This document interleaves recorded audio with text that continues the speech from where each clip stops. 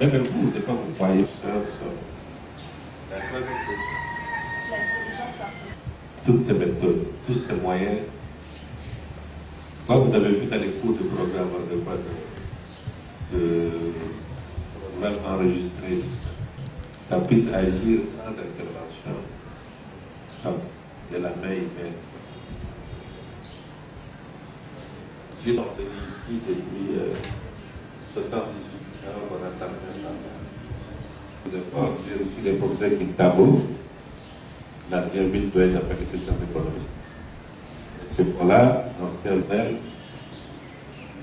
d'intelligence artificielle, n'est pas votre département, le problème de file d'attente. J'ai envoyé nos étudiants dans les arrêts de bus. J'ai dit, regardez un peu la programmation dans l'envoi des bus. On va trouver des fois tous les bus concentrés à Massina. Et de ce côté, vide, il y a les gens entassés dans les arrêts. Alors qu'il fallait utiliser le principe de gestion opérationnelle avec les postes de file d'attente pour dire, comme dans les assemblées.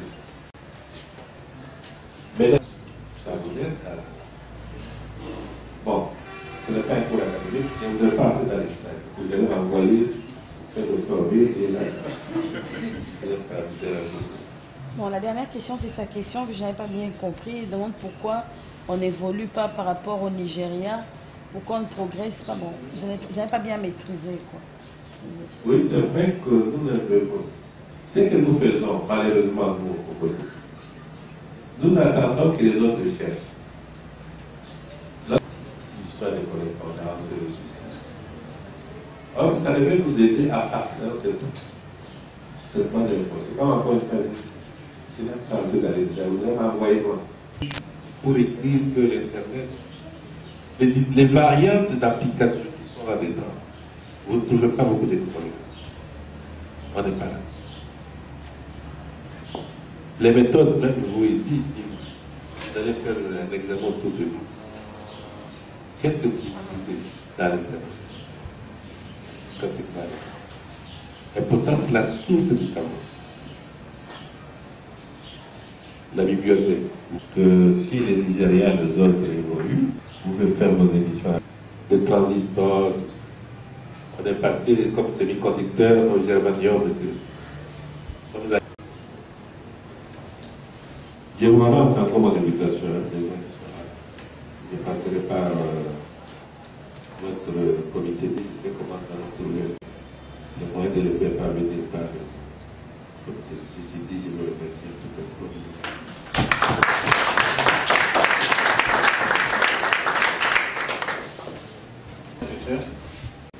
Ainsi, nous demandons une photo de famille avec l'autorisation du PDG.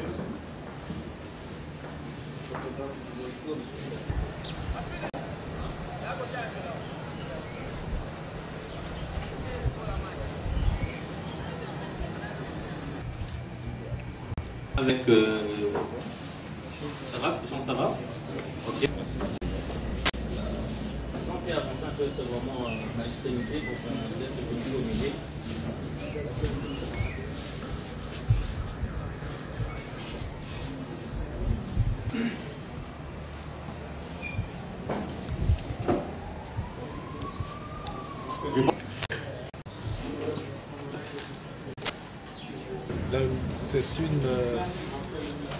C'est une invitation de ce comité de jeunes.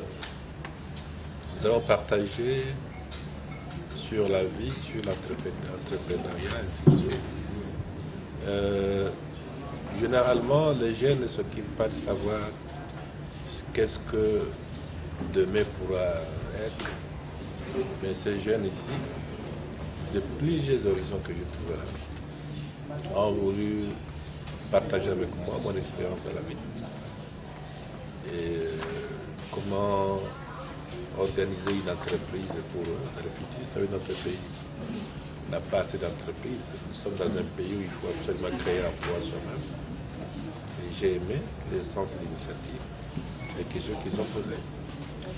Deuxième question. Une surprise d'abord, comme je vous ai dit. Je ne m'attendais pas à trouver une structure comme ça pour les jeunes.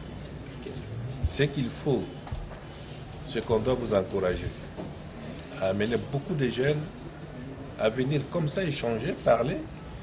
J'ai trouvé là des gens qui ont des têtes bien faites. Nous avons échangé sur l'avenir, sur les nouvelles technologies, sur pratiquement les domaines qui peuvent faire que l'avenir pour notre pays soit garanti avec des jeunes. Et il y a des notions solides du progrès, du développement. Et dans tout ça, qu'est-ce que les gens vont bénéficier de votre expérience? Non, nous avons donné notre expérience. Les jeunes tirent sur ce que nous avons fait. Tout à l'heure, ils m'ont demandé s'ils peuvent avoir l'argent. Quelqu'un a une difficulté, j'ai dit non. Pour notre pays, ce n'est pas encore l'argent. Personne ne voulait donner. Ils ont compris, ils ont compris. Merci beaucoup. Merci les amis, veuillez patienter dans la salle. Veuillez patienter un peu dans la salle. Merci. En tout cas, une fois de plus, merci de votre sens, du bien, du beau, de l'être, de la pensée, de la littérature, de l'innovation, on l'a vraiment senti. Bon, ça me donne plus d'espoir des intelligents et des femmes matures, intelligentes, qui nous donnent beaucoup plus d'espoir dans l'avenir. Idée comme ça, même si on n'a pas eu trop de temps de changer, mais on a senti avec l'envie de savoir plus, envie de parler, de faire connaître à nos aînés ce qu'on veut avoir ou bien ce qu'on veut faire. Vraiment, je vous remercie infiniment, personnellement, et je vous remercie de tout mon cœur du premier présent. Premièrement, on veut savoir. La rencontre d'aujourd'hui entre les PDG de l'ISIPA et les leaders des organisations des jeunes s'inscrit dans un cadre d'échange et de partage d'expériences. Notre jeunesse a besoin des repères, des modèles. Une jeunesse sans modèle ressemble à un véhicule sans rétroviseur, comme je l'ai dit. D'où l'importance de la rencontre d'aujourd'hui, en fait, de permettre aux jeunes, par rapport aux expériences des aînés, d'avoir des objectifs clairs, de nourrir des ambitions capables de leur permettre demain de se prendre en charge et puis d'assumer de hautes responsabilités dans ce pays. Parce qu'il faut préparer la relève. Et ces jeunes vont bénéficier de quoi? Vous avez attendu ce qu'a dit le PDG, que ce n'est qu'un début. Le processus va continuer. Après ces entretiens, je crois qu'il y aura une phase expérimentale où nous verrons avec le PDG dans quelle mesure il faut soutenir les initiatives des jeunes. Parce qu'il s'est déjà investi énormément dans la formation des jeunes.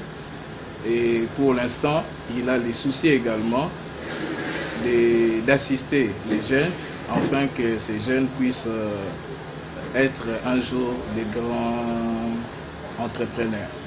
Et dans le souci de soutenir les jeunes, pourquoi seulement choisir M. Martin Kanda? Non, c'est une série d'échanges que nous avons commencé. Et nous avions choisi M. Martin Kanda parce que c'est une valeur sûre dans notre société, incontestable. Elle tient un complexe universitaire gigantesque. L'ISIPA, c'est un baobab en matière d'informatique. Et notre jeunesse a besoin de modèles, non seulement dans les domaines politiques, mais également dans les domaines sociaux. Nous avons Gigebon. Lui, du néant, il est parti du néant. Il n'a pas fait de la politique, il ne s'est pas enrichi au travers de la politique. Nous avons estimé que c'était un modèle vraiment objectif pour la jeunesse, qui puisse d'abord commencer à conscientiser les jeunes, à nourrir des ambitions. C'est ça. Et la prochaine personne, à la prochaine, ça sera... Vous serez une surprise ou... Oui, c'est une surprise, vous serez informé. Merci. Voilà.